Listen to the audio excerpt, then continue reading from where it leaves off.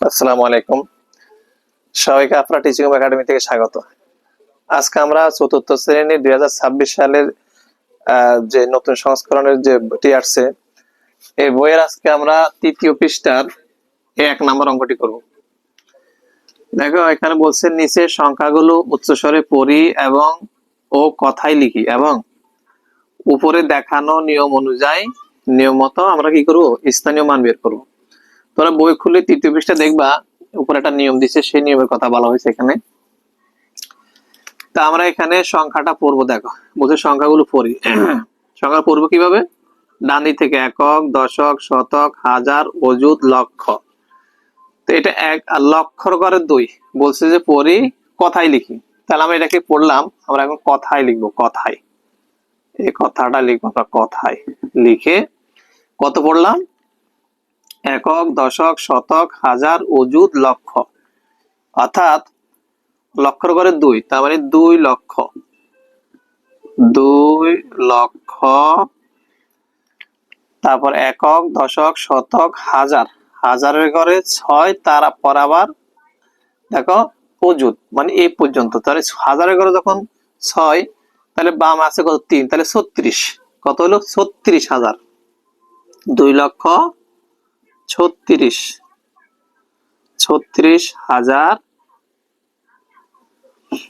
একক, দশ, শতক। শতকের ঘরে 5, 5 শত 17, 17। বলছে সংখ্যাটি পড়ি এবং কথায় লিখি। তাইলে একক, দশক, শতক, হাজার, অযুত, লক্ষ। লক্ষর ঘরে 2, 2 লক্ষ। হাজারের ঘরে 6, বামে একটা 3 আছে, 36, 36,000।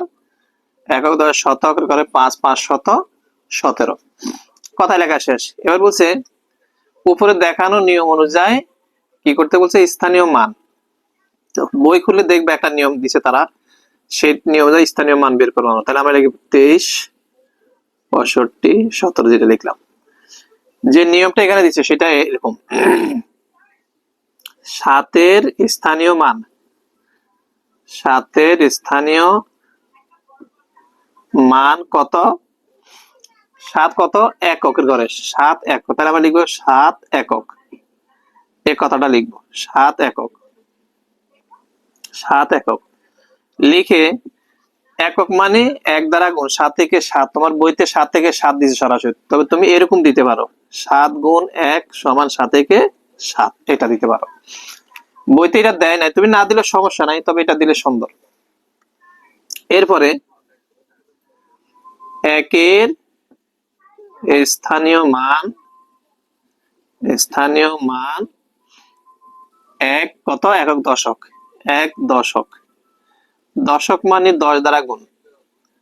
1 গুণ 10, 10 মানে কত হয়? এই যে 10। তুমি 10 একে 10 লেখো একবারে। তোমার বইতে যেটা আছে 10 একে 10 একবার, এরকম নাই, ডাইরেক্ট 10 লেখা আছে। ঠিক আছে, এরকম মানে এই নিয়মটাই ওরা দিছে। তবে তুমি এরকম লিখতে পারো, তুমি বইয়ের মতো লিখলে সমস্যা নাই, তবে এটা লিখলে সুন্দর। এরপরে 5-এর স্থানীয় মান, 5-এর স্থানীয় মান 5 কত হয়? একক, দশক, শতক। তাহলে লিখবো 5 শতক। শতক মানে 100, তাহলে 5 গুণ 100 সমান কত হবে? 500। এই যে একটা কথা মনে রাখবা, এটা কিন্তু বরাবর থাকবে, ডান দিকে যাবে না, বাম দিকে আসবে, এটা মাথায় রাখবা। এরপর দেখো 6-এর স্থানীয় মান, 6-এর স্থানীয় মান 6 কত হয়? একক, দশক, শতক, হাজার। 6,000, 6,000 মানে হাজার দ্বারা গুণ। সরাসরি 6,000 লিখতে পারো, অথবা তুমি এইভাবে দিতে পারো 6 একে 6, 1000 দিয়ে গুণ করলে 6,000 হবে। এটা লিখলে, এটা এইভাবে লিখলে সুন্দর।